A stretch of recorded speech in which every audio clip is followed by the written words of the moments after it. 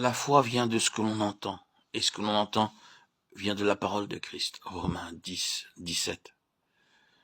Il y a plusieurs façons d'entendre. Nous pouvons entendre avec réserve, avec des préjugés, avec un esprit critique, ou accueillir la parole avec joie. Comme les Thessaloniciens 6. Recevoir la parole avec foi, en croyant ce que nous avons entendu, même si nous n'en comprenons pas de suite la signification, produira en nous le témoignage de la vie qui attestera que cette parole est celle de Dieu, et que c'est pourquoi elle accomplit quelque chose en nous. La foi est la base absolue pour que le Saint-Esprit réalise ce que nous avons cru. Concernant Abraham, il est dit, il crut et devint. Romains 4, 18. Mon fils, donne-moi ton cœur et que tes yeux se plaisent dans mes voies. Proverbe 23, 36. Dieu n'a jamais contraint personne à croire. Si nous voulons devenir des gens de foi et connaître le Dieu vivant, Dieu doit nous posséder pour lui-même, être entièrement à lui, sans limitation, sans aucune réserve. Ainsi, la foi est une question de cœur.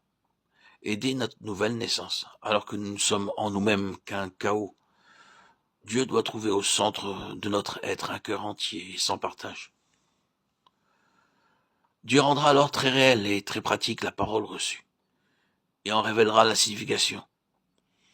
Israël manqua le but à cause de son incrédulité, parce qu'elle procédait de leur cœur qui n'était pas entier. Une race dont le cœur n'était pas ferme. Psaume 118, 8. Cette incrédulité est en nous à cause du premier homme qui eut foi au mensonge. La foi en Dieu demande un cœur tout entier à Dieu, afin que la foi chasse l'incrédulité. Beaucoup de croyants manquent de paix sereine en raison de leur cœur partagé. Satan conserve en eux un terrain pour contester les droits et les voies de Dieu.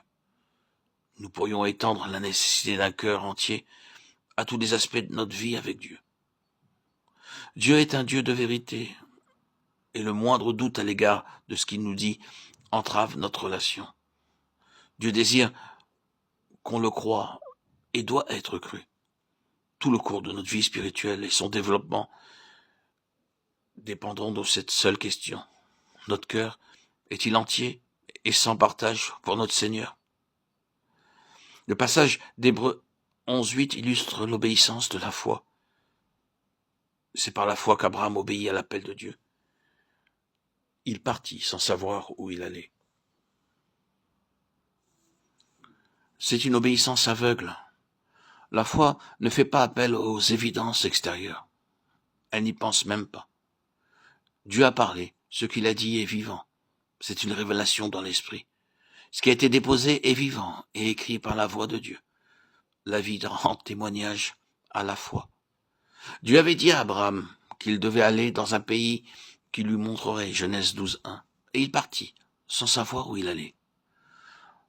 La question qui s'élève, comment sut-il la direction qu'il avait à prendre? Cela fut par une connaissance intuitive dans son esprit. Chaque jour, alors qu'il avait à continuer sa marche, la voix de Dieu qui avait ouvert en son homme intérieur un sillon pour la vie, lui donnait entière assurance et paix. Ce fut aussi par un nouveau mouvement de l'esprit que la voix de Dieu lui révéla le pays de la promesse. Genèse 12.7.